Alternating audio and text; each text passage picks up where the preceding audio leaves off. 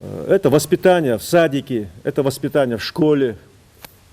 Самое, конечно, первое, это, конечно, воспитание в семье. Этот семинар как способ объединить усилия преподавателей основ безопасности жизнедеятельности и работников военного комиссариата. Формирование и воспитание патриотической личности – задача не только образовательных организаций, но и семьи. Пришел документ, что должно быть всероссийская акция «Письмо солдату».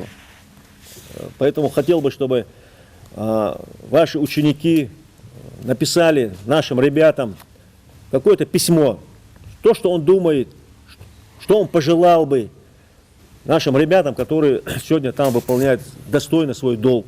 Обучать молодежь основам безопасности жизнедеятельности также важно, как и развивать у них чувство патриотизма, готовность служить Родине и желание углубиться в свою историю и культуру. А чтобы заинтересовать школьников в вопросе военной подготовки, привлекают преподавателей ОБЖ. Для того, чтобы развивать эту работу, необходимо, чтобы была обратная связь и с военным комиссариатом, и с правительством, и с парламентом и так далее, с этими учреждениями.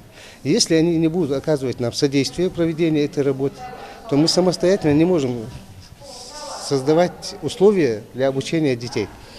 Необходима материальная база, необходимо приобретение каких-то наглядных пособий и так далее. Одной из главных задач для страны является военно-патриотическое воспитание молодежи. В его основе лежит подготовка к военной службе. Сейчас эта тема для подрастающего поколения актуальна как никогда. Фатима Ужахова, Мухаммад Белакиев, Новости 24.